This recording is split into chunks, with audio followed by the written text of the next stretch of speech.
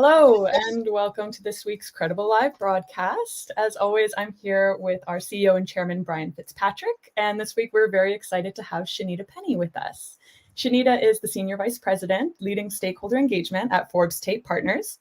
She also serves as the Director for the Coalition for Cannabis Policy, Education, and Regulation Center of Excellence. She is the founder of Budding Solutions and the co-founder of Dock House. She has over 20 years experience helping organizations solve complex issues. And she is here with us today to discuss her work and advocacy in the cannabis industry.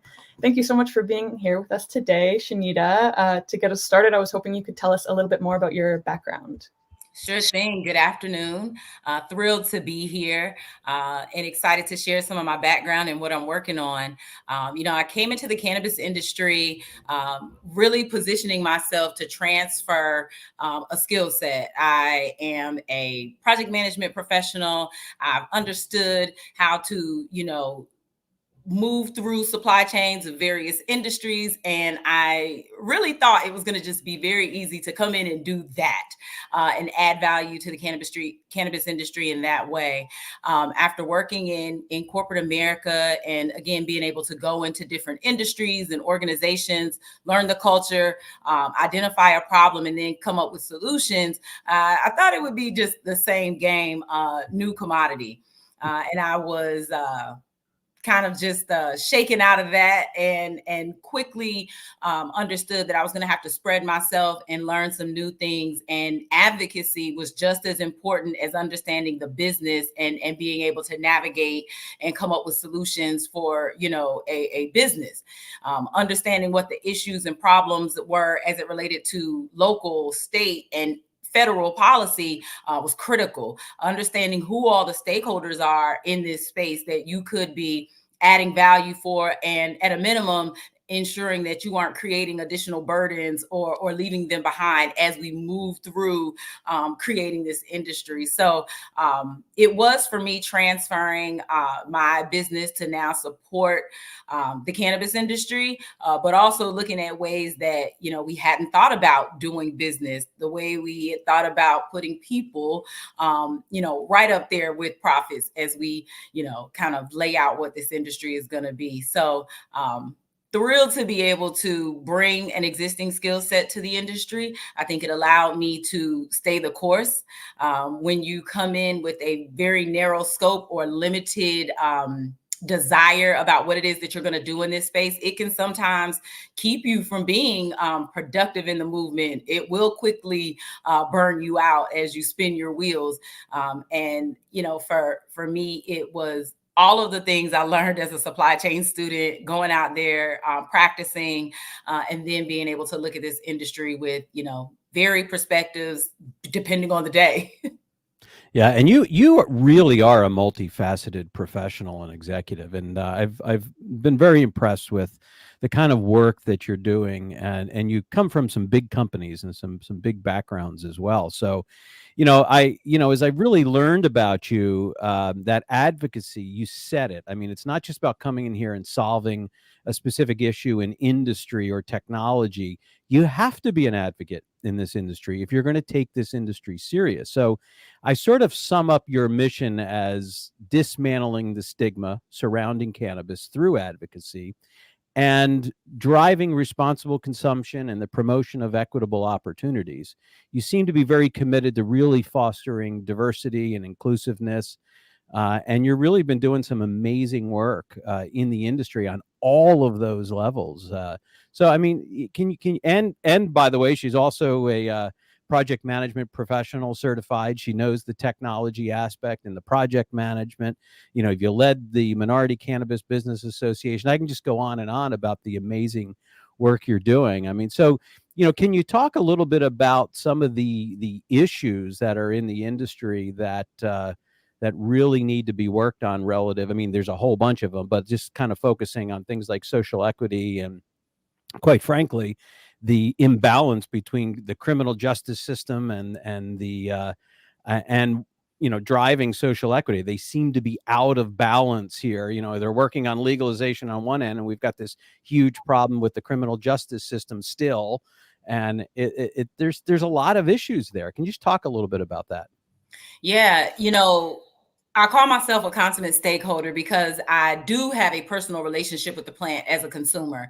In my career, it's not been something that we could talk about. Companies have been drug testing. I can go back to like undergrad and think about going into amazing internship opportunities, but always having like that weight on my shoulders of, hey, is this company going to test for cannabis? Am I going to lose out on this opportunity because I consume? And so the good news is that I worked for a lot of companies that were somewhat progressive on the issue, and in the last 10 years have become even more progressive on the issue. And we've seen some big names come out like Amazon and really rethink what cannabis testing in their work place looks like. Had the federal government and state governments do the very same thing. As we start this conversation there, I think about how limited the talent pool is when you exclude people who responsibly consume cannabis for medical or adult use. And so, I'll start there. It was very easy for me to, give up cannabis and focus on whatever company or job it was or even client that I was focused on at the time. For other people, especially for those using cannabis for medical purposes, specifically, again, that's something that they can't always just switch off or choose not to consume without some other detrimental, impact on their health, their well-being, their mental health. And so it's been important for me to advocate for the things that the average, person in this country may be dealing with, getting into advocating for, access to this industry. Another thing that I've been doing all my life, if it was, from academics, diversifying different programs in schools, even sports, we've seen that. It's just always been something that I've dealt with. And I think that's, again, those lived experiences that have played, a very important role in me deciding how I wanted to represent myself and others in this space. When I thought about getting into the cannabis industry, there was a stigma even around professional services. And I think about so many people in my network that are amazing lawyers, amazing finance professionals, and other, skills that we need in this industry. And the stigma was there. We're not even talking about consumers. We're talking about professionals that want to support this industry being stigmatized, having to clear, potential conflicts with their other clients. And a lot of times those clients are responsible for a bigger portion of their revenue and in turn profits. And so they have to consider that. So it's been very important for me to lead in telling people that, I'm never going to push cannabis use on anyone, but I do want people to fully understand the opportunity and why we need everybody to contribute, their skills, their experiences, their networks and resources to getting this right. One of the other things I think that was challenging coming into the space is that a lot of the organizations that existed, we're talking about startups that are not only, limited sometimes in their resources, but limited in their experiences in highly regulated industries, because other highly regulated industries don't want to touch an industry that's still federally illegal.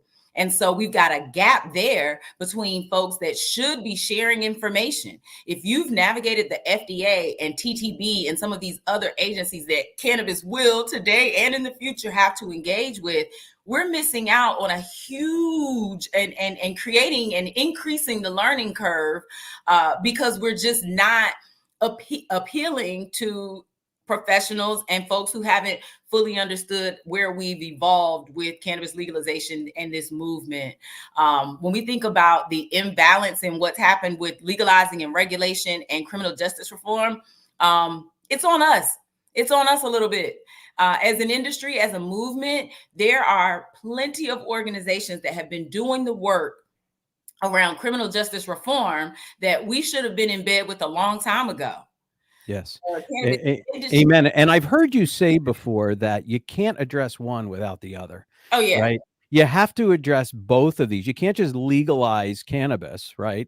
That's right. Not address the imbalance on the criminal justice system that's taking place. If they're not moving together and in parallel, then if you're going to have an ineffective program. So That's right. yeah, so I didn't misquote you there, because I know I've heard you say that, and you've been really advocating about that, because I really don't believe that 50 years ago, when this whole thing was this war on drugs through the Controlled Substances Act of 1970, I really don't think that was about health and safety of That's right. consumers. I don't think it had anything to do with that. I think it was really about, just creating this ability to go after people criminally, selectively, and it had nothing to do with health and safety. And that drove the stigma, as far as I'm concerned, worse than anything else. It made Absolutely. it worse.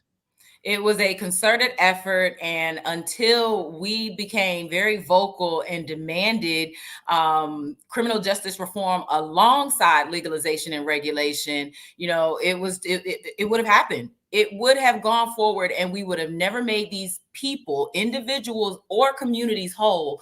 And we still got a huge uphill battle there. And I don't have to talk about the cannabis industry to talk about the impact of leaving those folks behind. I'm talking about every industry and every community across this country. When you have folks that have to check the box over possession of a joint, over possession of cannabis in a public place, or consumption, and are limited in their ability to attain education with the help of our federal resources and student loans, when we talk about having to check the box, and so now, again, you've lost out on a portion of the talent pool, when you have communities who've never been served or are underserved in areas of nutrition, medical care, education, drug and substance abuse prevention and programming, we're never going to be able to uplift society as a whole, because these groups have continued to be left out and left behind. And so it makes no difference that you've created 450,000 jobs to date in this industry, when you've still got people who want to be employed and are held back by 50 plus years of intentional oppression and criminalization. Absolutely. I mean, I've seen people not able to get jobs. I've seen people not be able to rent apartments, and it's just wrong. So it's funny. You can relate to this, as it's hard to find great project managers, people that really have the great skills. And in my last company, I was running a company that had some government contracts. And I was so excited because the head of professional services brings me this resume, and I'm looking at the resume. I'm like, oh my gosh, this person's a rock star. Get them on board, get them started on this project, and then we'll go through all the background checks, that we have to do, that we're required by our contracts with the government, to actually do. And of course, there was a prohibition in our contract that if they tested positive for any substance, including marijuana, we couldn't have them on the project. So we're hiring this person for that project. Lo and behold, he was a medical cannabis user. And, his test comes back. We had to let him go. And it was, and this was like an amazing hire. And, and he talked to me and said, look, Brian, he said, I'm on this for medical purposes. I'm not, coming to work high, and this is a medical reason. I have a medical card, and didn't matter. And I said, look, man, I can't put you on this contract, because literally I'm not making the rules here. And it was just, I remember shaking my head going, this guy interviewed so well. He had, great background, and you just like times that by 1,000, and then go back, and the people that were arrested with the joint, who couldn't afford to hire the good attorney and work the legal system, so they just got left behind, and their future gets decimated because now they're stigmatized as a drug person.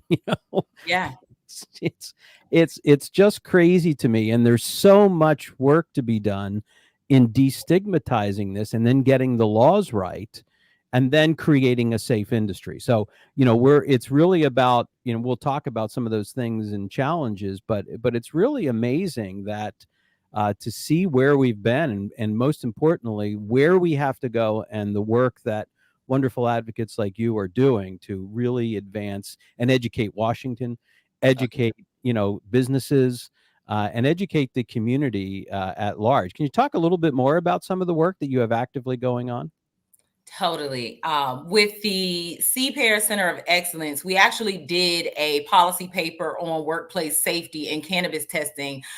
We released that paper last year, but it was a great conversation starter because, to your point, in addition to talking to Congress and other legislators, we also have to talk to industry. And so it's a very important conversation to be having with the chambers. It's an important conversation to be having with large employers. Our federal government has, again, already done some work to put some protections in place for medical cannabis users in states where it's legal. And then we've seen a number of states roll out policies to do the same. The advocacy comes from showing up. You know, we have a big drug problem in this country, and it's not cannabis. You know, when I think about people that are actually, and I come from software, I know you're going to understand this, but there's a big problem with folks that are using substances to be able to, you know, power through 12 and 14-hour days. And those substances don't come up in a drug screening. You know, these are typically drugs that are out of your system within a very short time period. And so we have no idea the number of employees today actually, you know, working in environments where and consuming other substances that are actually probably more dangerous and troublesome than cannabis. So it is important for us to have these conversations. And again, it's not limited to the cannabis industry. This is the workforce in general.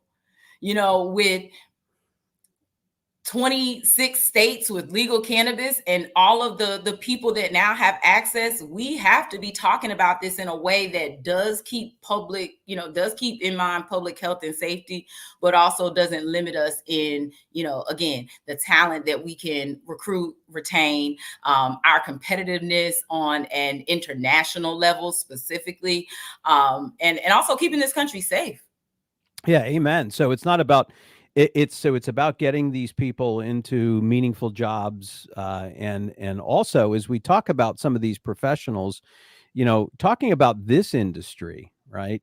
I've really noticed the change. Like, and you've been probably going to MJ BizCon for a while, right? And you know, when you first started going to MJ BizCon, you can see the crowd is changing. Oh, You yeah. know, over the years, you know, it's like the suits are, you know, coming in. And look, I came from the banking, the fintech, regtech, you know, industry on the banking side. All of my companies have been on that side. Yeah. And I never, ever, ever imagined if somebody told me you are going to be, you know, in your 50s, you're going to completely reinvent yourself and move into the cannabis industry, I would have told them they were out of their mind.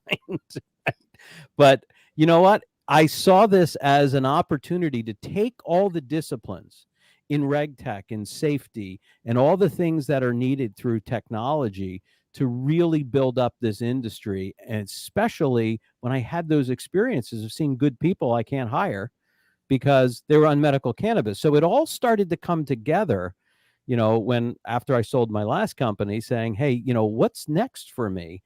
And, you know, that was back. So I started getting involved in 2018, 2019, lost my shirt on a hemp grow in the 2019 grow, learned all about that the hard way. I was thrown That's a badge of honor.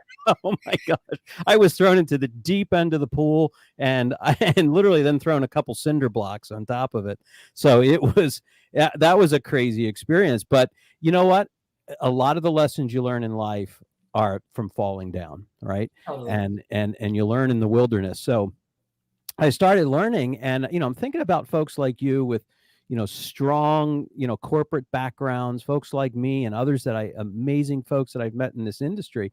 I think the industry has greatly benefited from professionals entering the space from other industries while supporting those that have been there all along, right? We're not there to say we know more than you. We're there to support them and give them the type of experience, you know. And I'm going to say, so what are those, you know, experience? I've seen people come into this industry from pharmaceuticals, alcohol, banking, and these are all transferable skills. And I'm going to add food safety and manufacturing to the list because we're starting to see that we need that type of capability coming in here.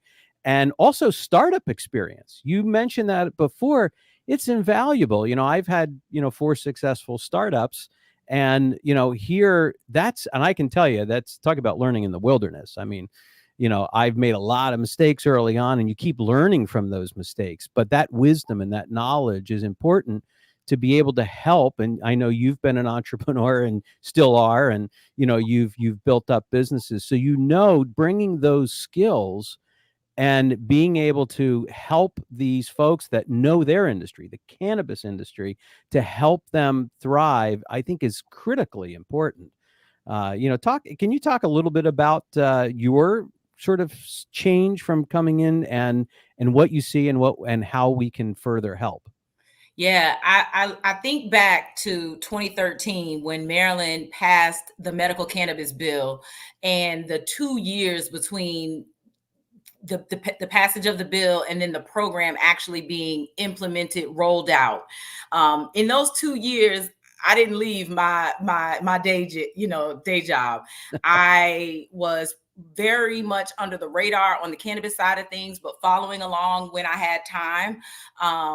And I didn't, make any sudden moves on LinkedIn to allude to any cannabis business, because I still needed to be able to go into, these clients and for them to be confident in me being there and delivering on what I was hired to do. In 2015, I went to MJ Biz for the first time, and it was the spring show in Chicago.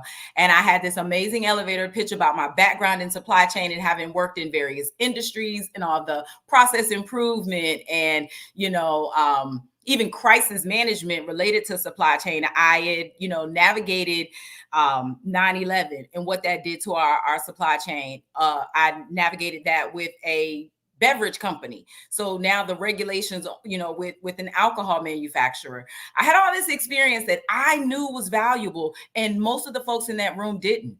Right. Most of the folks in that room, and I'm talking spring 2015, did not. So by November at MJ Biz in Vegas, now folks that were kind of like shooing me away, not interested in what I had to talk about, were saying, "Hey, good to see you again. What do you think about this?" And so then over the next couple of years, you started to hear us talk about supply chain. You started to hear us talk about regulatory compliance. When I think about my years in supply chain management software, I thought the easiest way for me to get into this industry would have been, seed to sale tracking. Any kind of any company doing that, I wanted to be a part of it. And then I quickly realized, startup culture is one that you have to really be a good fit for.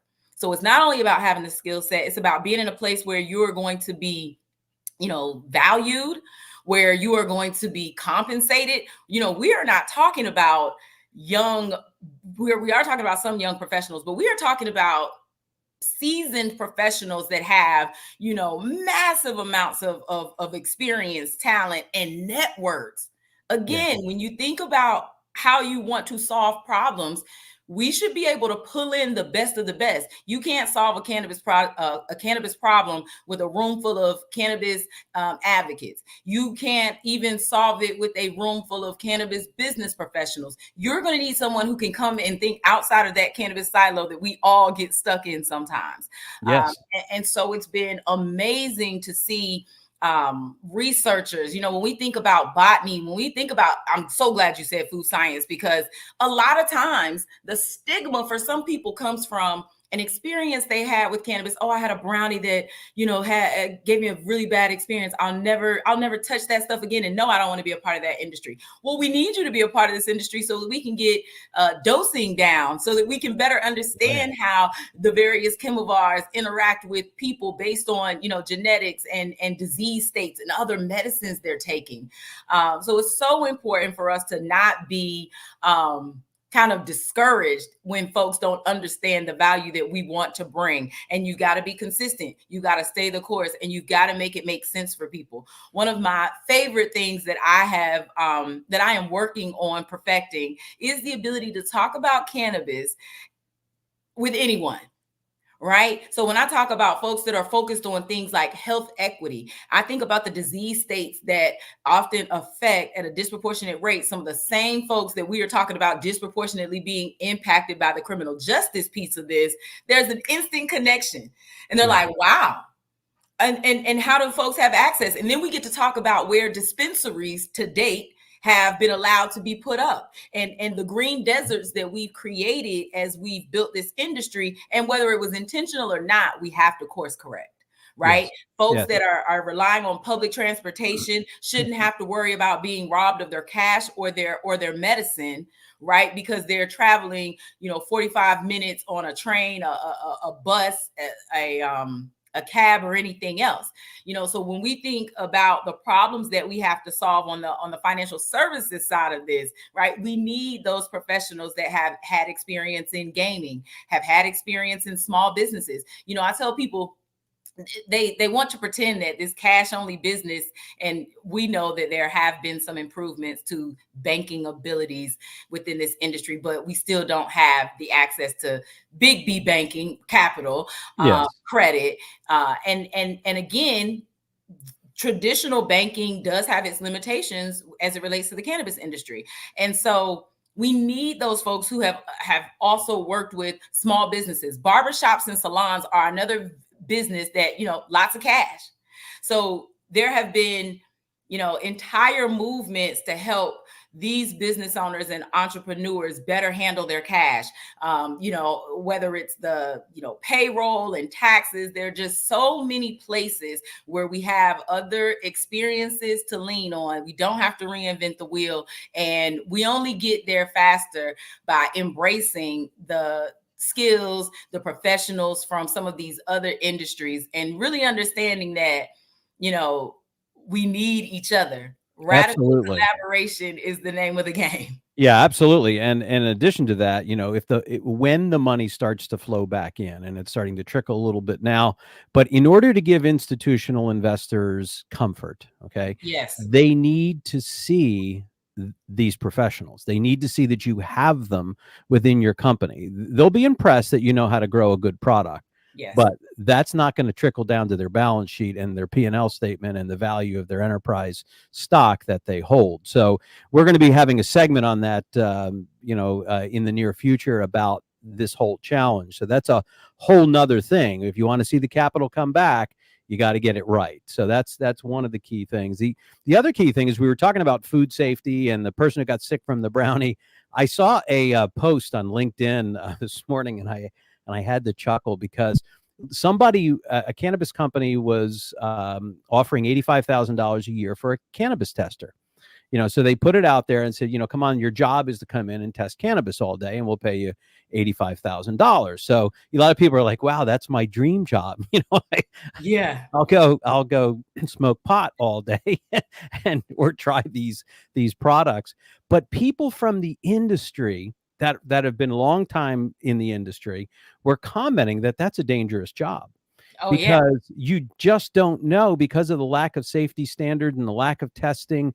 You could be consuming all types of pesticides that the labs, they're not even testing for. So we have a big issue in this industry. And one of the reasons why, Qredible is in business, the big reason, is that we think that you have to bring in supply chain safety, quality, transparency, and in technology. It's the only way you can control it.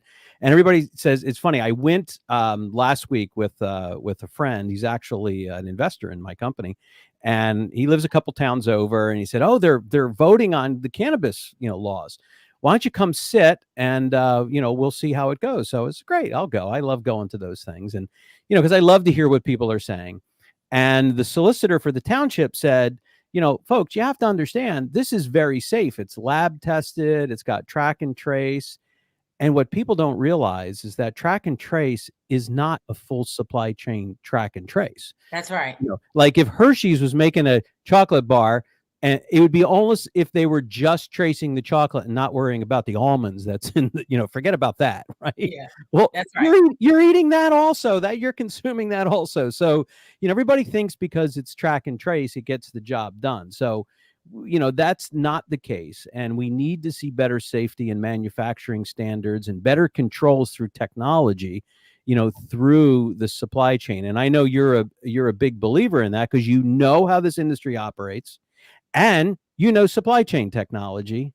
and you understand why that's so critically important. So, another problem that we have is people know my technical background, know that I've written a lot of white papers, and I'm a data integrity freak. So, if you think about, oh, well, those systems are integrated. Okay.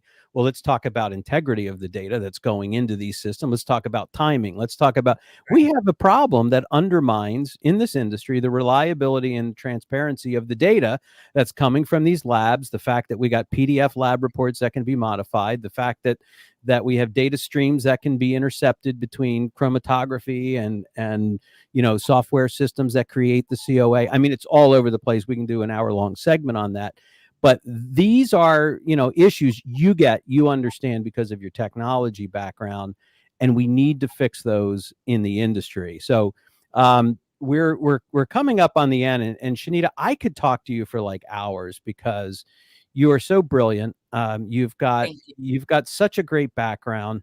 And I know you got lots going on. I wish you were working in our company running all the implementations.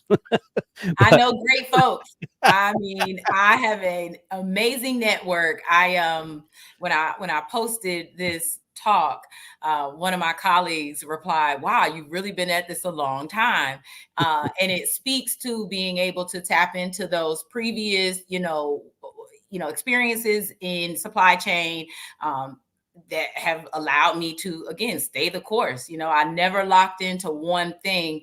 But I do want to say, you hit the nail on the head. We live in a society where we trust that when we pick a product up off the shelf, right, wherever we are in this country, when we see that brand name, when we see that manufacturer, we trust that it is consistent, that the quality is what we've come to rely on.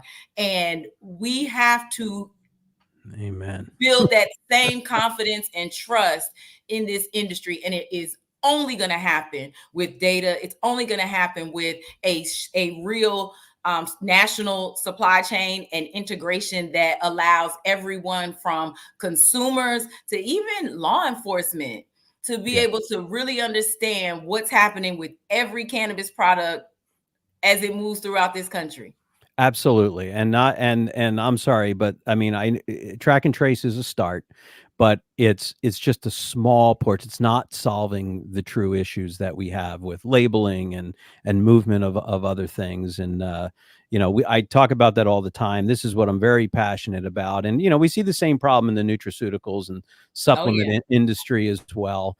I mean, that's largely unregulated, little oversight from the FDA. And look, I'm not asking for massive oversight like pharmaceuticals. That would be a disaster and make everything, as far as I'm concerned, a whole lot less affordable for people to be able to get to. But we do need safety standards. We do need better technology that these companies are utilizing to track and trace everything that's going in these products. And we do need standardized testing. We do need better labeling. I can go on and on and on. It's why we're in business. I know you're behind it 100%.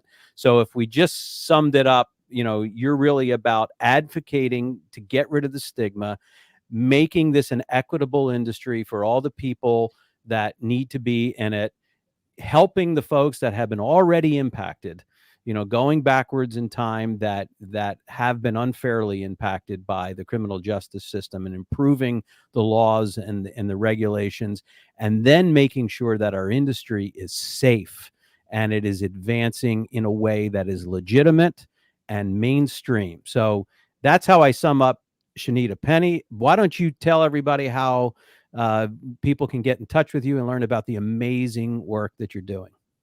Thank you so much. I love that summary, as a matter of fact. I'll just tell you, if you are interested in following the work that I'm doing as it relates to creating that federal regulatory framework that keeps us all safe and allows us to really grow this industry in a responsible way, you can follow and check me out at CPAIR. CPAIR.org is the website. That's where you will find all of the policy papers that I talked about. Budding Solutions is the other hat that I wear, and that's where you'll find me really advocating for the criminal justice reform that we need. I show up and participate and help with a lot of expungement clinics across the country and organizations that are focused on that, and also support a number of not only social equity, but other small businesses in this space. And finally, just pay attention to what's happening in DC. We've got a lot of conversations happening around rescheduling right now. We're going to see, again, legislation introduced, and it's hopefully something that everybody can find a way to contribute to ensuring that it's the policies that we all want to see. Amen. Awesome. Please check out the work Shanita's doing. Support it, speak up, get involved, help her kick down doors. That's what we're doing to make this industry safer. And we'll see you next week. I think we got another broadcast coming up next week with Ben Owens. So we'll see you next week. Take care.